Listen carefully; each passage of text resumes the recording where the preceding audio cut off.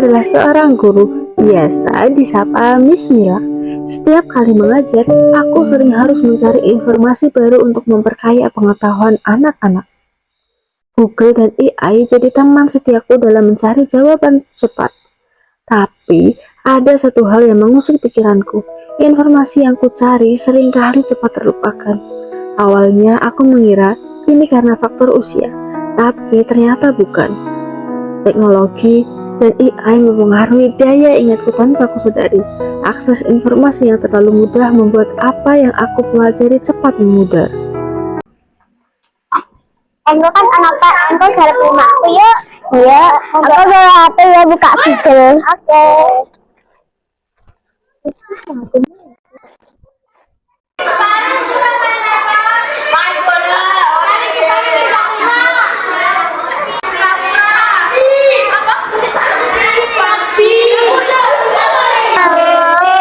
Memang dikit kan bisa, coba kasih handphonenya saja. Kalau memang cocok bisa datang ke rumah. Thank you, ladies. Walit ya sini walit. Ini walit hitam. Kata-kata dia. Di kalangan anak-anak sekolah, tren teknologi telah mengubah pola belajar dan bermain mereka. Mereka tahu banyak tentang macam game dan tren TikTok, tapi mirisnya tidak mengenal pahlawan atau sejarah leluhur mereka.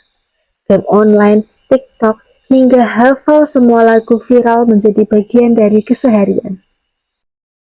Ketika mengerjakan tugas, Google jadi andalan, lebih mudah dan cepat daripada membuka buku pelajaran. Hal ini membuatku sedih, bukan karena menentang perkembangan zaman, tapi karena literasi mereka begitu minim. Padahal, mereka adalah generasi penerus bangsa yang seharusnya mengenal jati diri dan sejarahnya.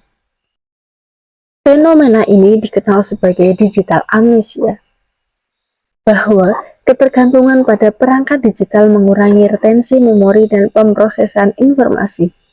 Peserta yang lebih sering bergantung pada teknologi memiliki daya ingat lebih rendah dibanding mereka yang menggunakan cara konvensional.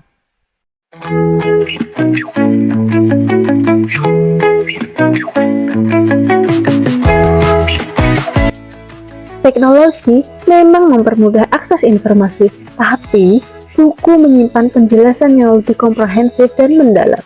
Selamat datang, selamat berkunjung di perpustakaan. Ketika kamu merasa ada keresahan atau pertanyaan yang belum terjawab dengan tuntas, buku menjadi teman setia untuk menggali lebih dalam.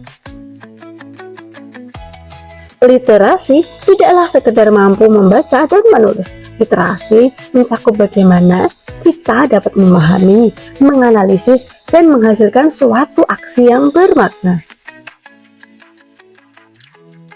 Selain itu, literasi tidak hanya membuat kita menjadi penerima informasi, tetapi juga mampu mengolah, menafsirkan, dan menciptakan gagasan yang dapat membawa perubahan. Melalui literasi, kita tidak hanya menjadi pengguna teknologi, tapi juga pengendali informasi yang cerdas. Untuk mengatasi fenomena digital amnesia, aku tak hanya berdiam diri. Sabtu bersamaan syarat. Aku merangkul anak-anak dengan aksi Sabar Sabtu bersama Aksara. Setiap Sabtu, aku mengajak mereka untuk membaca buku yang mereka pilih sendiri. Tidak hanya membaca, tetapi juga berdiskusi dan menggali makna dari buku tersebut. Ini adalah upaya kecilku untuk menumbuhkan kecintaan terhadap literasi.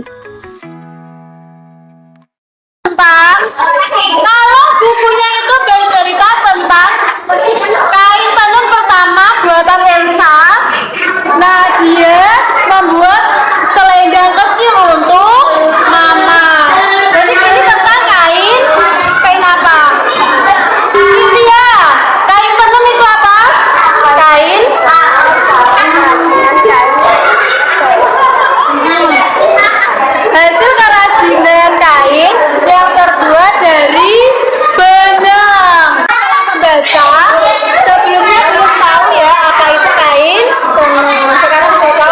Bersama literasi, mampu menuntunku membuka pandangan luas. Bersamanya, aku tidak hanya meniti jejak kesuksesan pribadi, tapi juga menebar manfaat bagi sesama. Dengan literasi, mampu membentuk daya pikir yang tajam, nurani yang peka, dan karakter yang kokoh untuk berdiri tegak di tengah arus zaman yang terus berubah. Tidak berhenti di sabar, aku ingin mereka mengenal kearifan lokal, jejak sejarah dan tradisi secara langsung. Maka, aku ajak mereka ke Padepokan Adem Ayam-Ayem. Belajar bagaimana dulu sebelum ada mesin, bagaimana nenek moyang bertahan hidup pada zaman dahulu. Di sini, anak-anak tidak hanya belajar teori, tetapi juga merasakan langsung kehidupan masa lalu. Mereka mengenal alat-alat tradisional, memahami bagaimana nenek moyang kita dahulu bertahan hidup, dan belajar tentang kearifan lokal yang kini mulai memudar. Melalui pengalaman langsung ini, mereka bisa lebih menghargai usaha dan kerja keras leluhur dalam menjaga tradisi. Yang dipegang Pak Raden itu namanya alung. Alung itu bahasa Jawa, memang kayu. Alung memang. Kalau kayu, dikira kalau sapi jenenge brujul.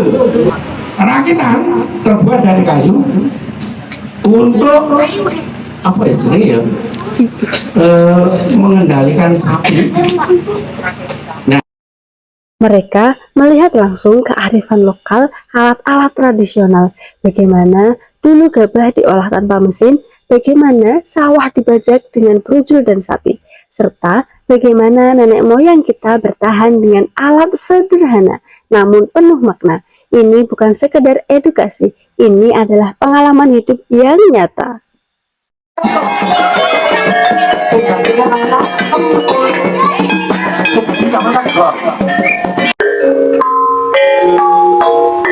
Grobogan kaya akan alam dan peninggalan sejarah.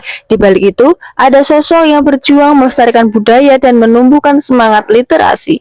Warisan mereka terus hidup dan menginspirasi generasi kini dan mendatang. Nama-nama besar seperti almarhum Heru Hardono pemerhati sejarah Grobogan. Akrab disapa Mbah Bejo ini aktif dalam berbagi cerita sejarah dan tradisi lokal melalui komunitas keluyuran. Beliau dikenal karena menggali kisah-kisah leluhur dan memperbaiki narasi-narasi sejarah yang kurang tepat. Suyati, akrab disapa Mbah Raden, sosok bijak pemilik Padepokan Adem Ayam-Ayem yang melestarikan kearifan lokal. Beliau dikenal karena perannya dalam melestarikan tradisi dan filosofi Jawa dalam berbagai kegiatan edukatif, serta Badiatul Mukhlisin Asti, penulis dan pegiat literasi yang berperan besar dalam memfasilitasi karya-karya lokal. Asti dikenal karena kontribusinya dalam menggali dan mendokumentasikan sejarah dan budaya lokal melalui berbagai tulisan, konten, dan kegiatan literasi. Nah, ketiga tokoh ini berkontribusi besar dalam pelestarian sejarah, budaya, dan literasi di Grobogan, menjadikan mereka inspirasi bagi generasi muda untuk mencintai literasi dan menjaga warisan leluhur. Call to action. Literasi bukan hanya tentang kata-kata, tapi tentang merawat jejak sejarah dan tradisi. Mari tumbuhkan budaya literasi dengan ajak anak-anak kita untuk mengenal sejarah dan lestarikan budaya lokal yang ada di sekitar kita. Karena dengan literasi kita bisa merawat masa depan yang lebih baik.